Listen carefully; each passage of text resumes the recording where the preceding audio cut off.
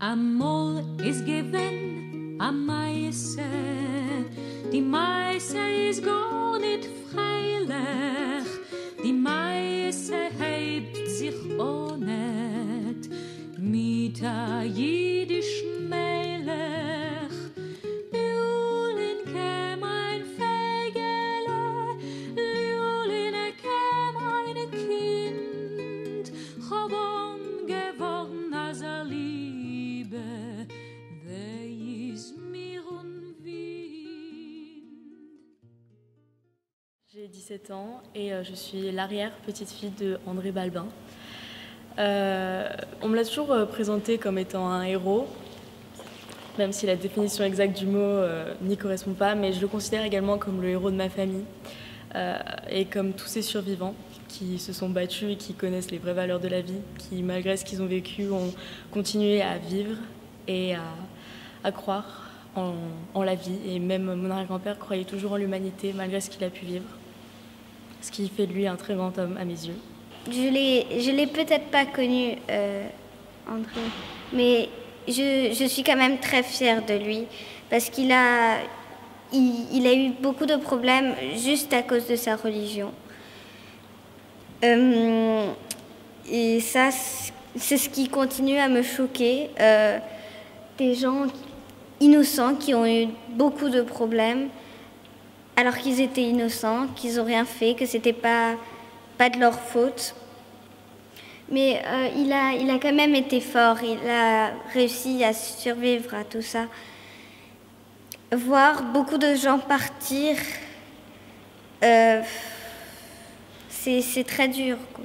Il a vu plein de gens mourir, mais il a réussi à survivre.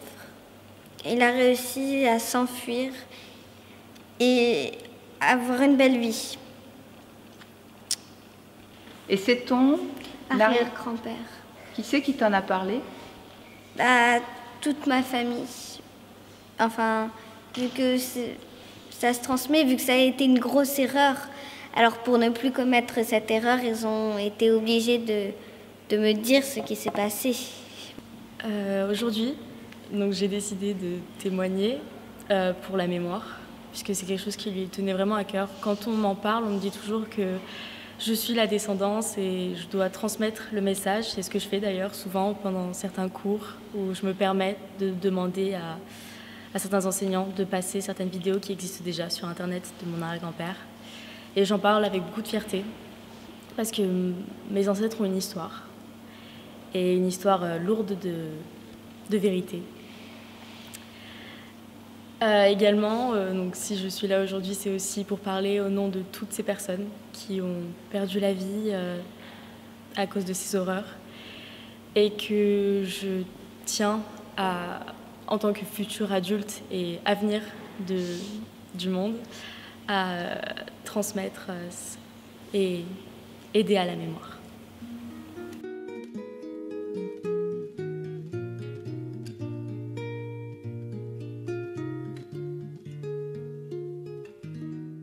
M'a raconté une anecdote. Il m'a pris dans ses bras quelques semaines après ma naissance et il a regardé ma maman en lui disant que c'était à elle de me donner ça, de me permettre de transmettre et de faire souvenir au monde entier ce qui s'est passé. C'est à ta mère de te transmettre à toi Oui. Et aux autres, quoi. Oui. Donc en fait, vous êtes tous porteurs Oui. de cette mémoire. Oui, oui. Peu importe l'âge, peu importe les gens qu'on a autour de nous, ceux qui sont prêts à m'entendre, je leur raconterai avec Donc fierté. il faut avoir les épaules solides. J'ai pas vécu, moi, je sais pas. Donc oui, raconter, mais c'est pas forcément une question d'avoir les épaules solides, c'est plus une question de fierté, d'avoir une histoire qui n'est pas forcément la mienne, mais qui reste quand même un sacré bout de l'histoire en règle générale. Et tu as l'impression, au vu de ce que tu vis aujourd'hui, que c'est quelque chose qui pourrait recommencer? Oui. Malheureusement, même si les hommes savent ce qui s'est passé, ils n'ont pas forcément conscience du mal que ça fait. Parce qu'on m'a pas seulement parlé de ce qui lui est arrivé, on m'a parlé de comment il était après, de certaines réactions ou de ses nuits. Et du coup, les gens ne se rendent pas compte de l'impact sur l'homme. Ils disent que c'est grave, mais sans plus. Ils ne peuvent pas penser à quel point ça peut être dur et après, les circonstances et tout ce qui peut arriver après avec l'inconscient. Alors tu t'es placée à cet endroit-là Oui. parce que Marceline Loridan-Ivens vient de mourir, elle vient de disparaître.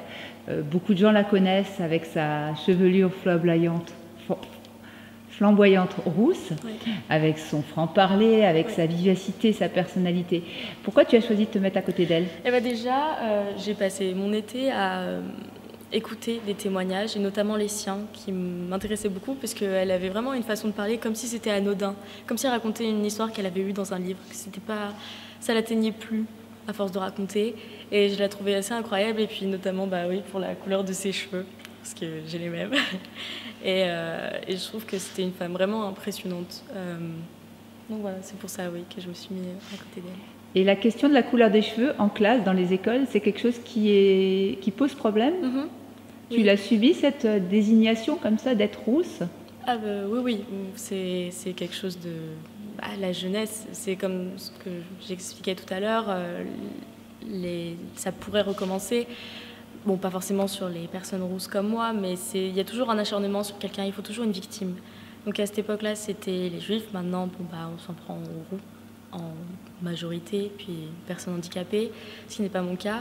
Mais oui, c'est vrai que les personnes rousses sont souvent victimes d'insultes, et même dans la rue, pas forcément à l'école. Ça m'est arrivé que les gens viennent me poser des questions ou me mettre dans des situations assez malaisantes par rapport aux clichés et aux rumeurs sur les personnes rousses. Ouais.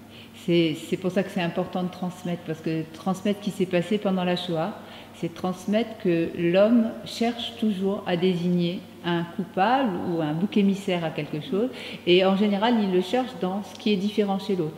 Mais souvent dans ce qui est différent, quand on est très pareil, c'est pas dans les grosses différences, c'est dans les petites différences, parce qu'on imagine toujours que si on est comme tout le monde, on va passer inaperçu. Ce qui est faux, c'est dans les comme tout le monde, mais un tout petit peu différent, on va chercher la plus infime différence. C'est la question d'être rousse. Oui, c'est vrai que pendant des années, j'ai voulu changer ma couleur de cheveux à cause de tout ça. Je me suis même dit que le roux était quelque chose de moche, alors que j'ai la chance d'avoir cette chevelure. Et aujourd'hui, maintenant que j'ai grandi, que j'ai compris que ça pouvait m'apporter beaucoup, que aujourd'hui, par exemple, je suis mannequin pour des shootings photos, et on m'apprécie beaucoup sur les shootings parce que j'ai cette couleur de cheveux. Et aujourd'hui, c'est ma fierté. Comme pour mon arrière-grand-père, je porte ça, mais pas en me disant que c'est lourd et que c'est difficile à raconter.